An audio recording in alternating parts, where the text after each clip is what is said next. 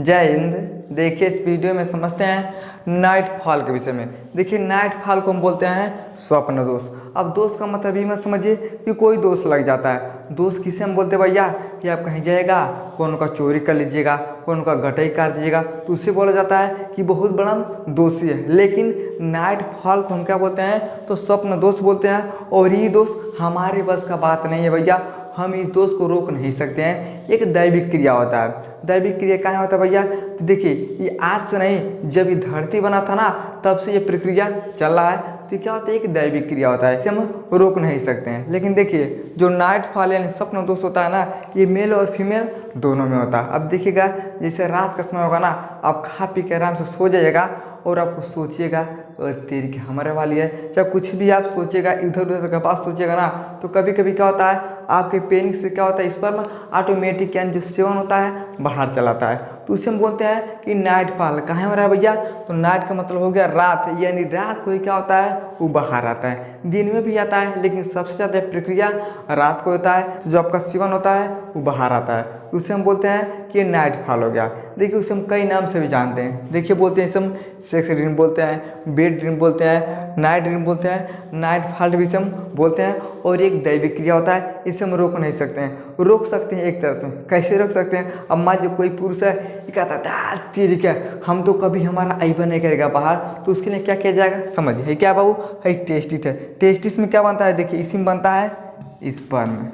क्या बनता है स्पर्म में, देखिए हाइयो और हाइयो, इसे हम क्या बोलते हैं, तो टेस्टिस बोलते हैं। अब टेस्टिस में जब स्पर्म बनेगा ना तो ये कहाँ बनता है भैया, तो यही जो स्पर्म होता है ये बच्चे के जन्म के समय बहुत महत्व भूमिका निभाता है। यही स्पर्म अंडाशय से मिलता है जिसके कारण एक बच्चे का जन्म होता है। अब एक चीज़ समझिए, मान लीजिए हर दोनों टेस्टिस निकाल दिया जाएगा। अब जब दोनों टेस्टिस निकाल दिया जाएगा तो स्पर्म बनेगा नहीं, और जब स्पर्म बनेगा नहीं तो आपका बाहर भी नहीं आएगा। तो क्या किया जा सकता है, अगर आप टेस्टिस को निकलवा दीजिएगा तब आपको नाइट फॉल होगा नहीं। कि कौन करेगा, कोई भी ये काम नहीं कर सकता है। भले नाइट फॉल होगा लेकिन इसे कोई नहीं रोक सकता है। तो देखिए एक दैविक क्रिया होता है, उसे हम रोक नहीं सकते हैं। अब मान लीजिए देखिए आपका स्पर्म जो होता है वो दो तरह से बाहर आ सकता है। कब कब आ सकता है, देखिए या तो सेक्स के दौरान, अगर आप मेल और फीमेल अगर आप शारीरिक संबंध बनाते हैं तो उसके दौरान जो स्पर्म होता है वो बाहर आ सकता है। तो हो गया पहला, यानी सेक्स के समय आपका स्पर्म बाहर आ सकता है। दूसरा कारण क्या, देखिए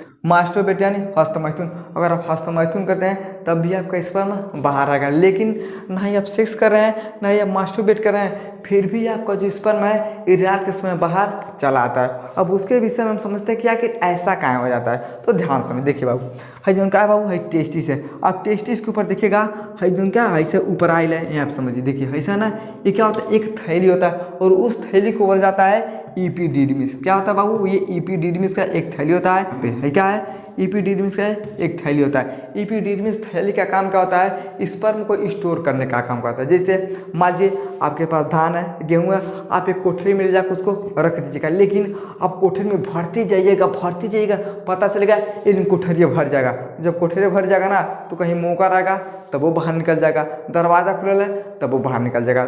उसी प्रकार से हमारे शरीर में ये प्रक्रिया होता है। देखिए जो इपीडिडमिस होता है ना, ये क्या करता है, स्पर्म को अपने अंदर रखता है। जैसे समझिए, अब मान लीजिए स्पर्म बनेगा ना तो स्पर्म बाहर आएगा तो जाएगा घूमेगा, ए चाचा कि हमके अपने घर में रखी, ए चाचा कि हमके अपने घर में रखी, कोनो रखवा नहीं करता है। तो यही जो इपीडिडमिस का थैली होता है तुरंत उसको बुला लेता है। अब जैसे बुलाता है तो जो स्पर्म होता है ये कहाँ आ जाता है, इस इपीडिडमिस थैली में रुक जाता है। अब रुक के भैया ये कितना दिन रख सकता है, अब इसमें रोज भरेगा। तो जब रोज भरेगा तो एक थैली होता है, ये थैली भर जाता है। तो जब थैली भर जाता है कहता है ए बाबू अब तुम भागे वहाँ से। कहेगा कि देखो जितना हमारे अंदर रुकेगा उतना तो हम उसको रोक सकते हैं, लेकिन जब ज़्यादा हो जाएगा तो उसको बाहर करना पड़ेगा। जैसे मान लीजिए गिलास है, अब गिलास में पानी ढालिएगा तो पता चलेगा, धीरे धीरे पानी ढालेगा तो गिलास भर जाएगा। अब जब गिलास भर जाएगा तो जो पानी होगा वो बाहर गिरने लगेगा। लेकिन जितना पानी गिलास में रहेगा वो तो गिलास में रहेगा, लेकिन जब ज़्यादा हो जाएगा तो बाहर पानी बहने लगता है। उसी तरह से जो इपीडिडमिस होता है, जब इसमें से स्पर्म भर जाता है तो खदेड़ता है। अब वह जैसे खदेड़ता है ना तो स्पर्म जो होता है बाहर निकलता है, और जब बाहर निकलता है तो उससे बोला जाता है कि नाइट फॉल यानी स्वप्न दोष। समझ में गया। तो ये किसके कारण होता है, तो जो इपीडिडमिस का थैली होता है, ये थैली जब भर जाता है, भरने की वजह से जब स्पर्म ज़्यादा होने लगता है तो यही क्या करता है, उसको बाहर खदेड़ता है। तो बाहर जब खदेड़ता है ना, तो देखिए यही जो पेनिस होता है इसे हम क्या बोलते हैं, तो पेनिस बोलते हैं। यही जो पेनिस होता है तो ये कहता है अच्छा ठीक बा, हम तुमको बाहर कर देते हैं। तो इसी पेनिस के माध्यम से जो भी स्पर्म होता है तो बाहर आता है। और ये प्रक्रिया सबसे ज़्यादा कब होता है, तो नाइट यानी रात के समय में होता है। समझ में क्या? आप एक चीज़ समझिए, ना ही आप सेक्स कर रहे हैं, ना ही आप हस्त मैथुन कर रहे हैं, फिर भी आपका स्पर्म बाहर आएगा। कहाँ आएगा? क्योंकि आपके शरीर में जब उसका मात्रा ज़्यादा हो जाता है तो यही जो पेनिस होता है उसको बाहर करता है।